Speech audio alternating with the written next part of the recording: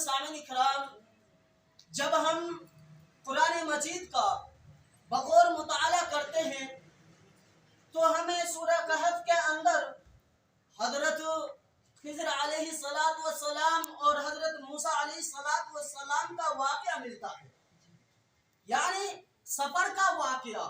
اور اس سفر کے واقعے کے اندر کئی ایک واقعات ہیں جو تکوینی امور کے متعلق ہیں، یعنی ایسا علم جن سے اللہ رب العالمین نے حضرت خضر علیہ السلام کو تو نوازا تھا، لیکن موسیٰ علیہ السلام بحیثیت نبی ہونے کے اس کے پاس بھی ان کا علم نہیں تھا۔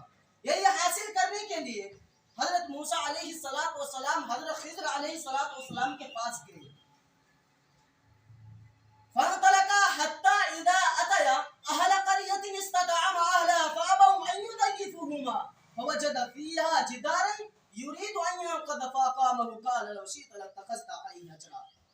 حضرت موسیٰ اور خضر علیہ السلام چلے، ایک بستی کے اندر داخل ہوئے، بستی والوں سے کھانا طلب کیا تو بستی والوں نے مہمان نوازی سے انکار کیا۔ تو حضرت موسیٰ اور خضر علیہ السلام نے ایک دیوار کو دیکھا جو گرنا ہی چاہتی تھی، تو حضرت خضر علیہ السلام نے اس دیوار کو درست کر دیا۔ تو موسیٰ علیہ السلام نے کہا کہ اگر آپ چاہتے تو اس پر کچھ اجرت لے لیتے، بستی والوں سے کھانا طلب کر لیتے، ان سے کھانا مانگ لیتے۔ لیکن حضرت موسیٰ علیہ السلام اس علم سے ناواقف تھے کہ اس نے کیوں اس دیوار کو درست کیا۔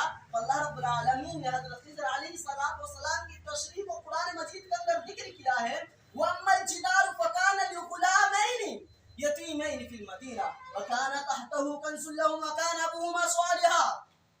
یہ دیوار دو یتیم بچوں کی ہے اور اس دیوار کے نیچے خزانہ مدفون ہے، ان کا باپ بڑا ہی نیک صالح آدمی ہے، اور تیرے رب کی چاہت ہے کہ جب یہ بچے جوانی کو پہنچ جائے تو اس خزانے کو وہ نکال لے۔ آخرکار یہ خزانہ کیا ہے؟ بعض علماء اکرام نے کہا ہے کہ یہ خزانہ ہے، ایک کنز ہے۔ جامع البیان فی تفسیر القرآن صفحہ نمبر 559 پر منقول ہے کہ ایک سونے کی تختی تھی جس پر لکھا ہوا تھا بسم اللہ الرحمن الرحیم۔ تعجب ہے اس شخص پر جو موت کا یقین رکھتا ہے اور پھر وہ اتراتا ہے۔ دوسری بات، تعجب ہے اس شخص پر جو روزی پر یقین رکھتا ہے اور پھر وہ تھک ہار کر بیٹھ جاتا ہے۔ تیسری بات، تعجب ہے اس شخص پر جو تقدیر پر یقین رکھتا ہے اور پھر وہ پریشان حال ہے۔ چوتھی بات، تعجب ہے اس شخص پر جو یوم حساب پر، قیامت کے دن پر یقین رکھتا ہے اور پھر وہ کیسے کافر ہے۔ یہ چاروں چیزیں اس تختی پر مکتوب تھی۔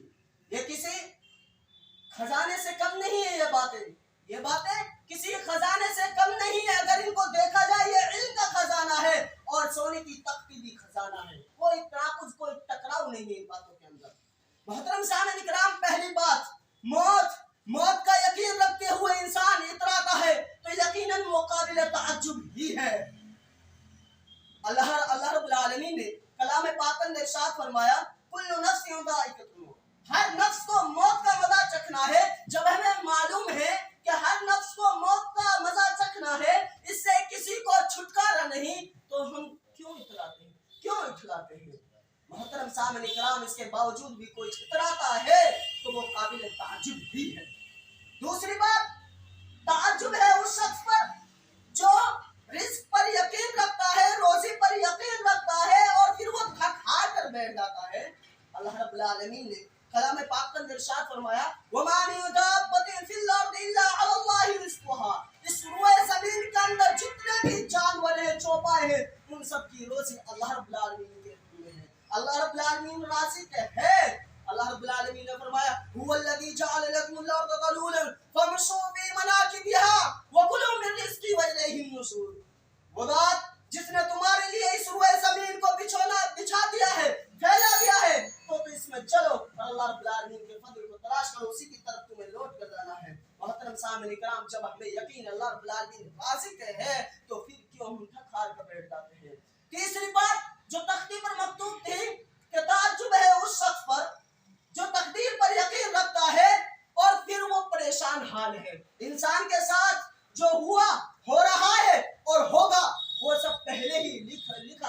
ہے جب القلم بما انطلق، جو انسان کے ساتھ ہونے والا ہوا، ہونے والا ہے اور ہو رہا ہے، یہ سب کے سب قلم لکھ کر خشک ہو گیا ہے۔ جب ہمیں یقین ہے کہ یہ تقدیر کا کھیل ہے تو ہم کیوں پریشان حال ہیں؟ چوتھی بات، جو آخری بات ہے وہ تختی پر لکھی ہوئی تھی، وہ یہ تھی کہ قابل تعجب ہے وہ شخص جو یوم حساب پر، قیامت کے دن پر یقین رکھتا ہے۔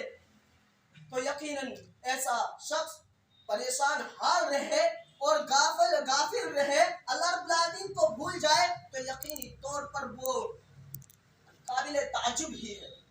جب ہم قرآن مجید کا مطالعہ کرتے ہیں، متعدد آیات میں قیامت کی ہولناکیوں کو ذکر کیا ہے، اسی طریقے سے یوم حساب کی جزا کو بھی اللہ رب العالمین نے ذکر کیا ہے۔ وَأَمَّا مَنْ ثَقُلَتْ مَوَازِينُهُ فَهُوَ فِي عِيشَةٍ رَاضِيَةٍ، جس کی نیکیوں کا پردہ جھک گیا، بھاری ہو گیا، وہ عیش و عشرت کی زندگی میں ہوگا، اور جس کا پردہ ہلکا ہو گیا تو وہ حاویہ میں ہوگا، یعنی دہکتی ہوئی آگ میں ہوگا۔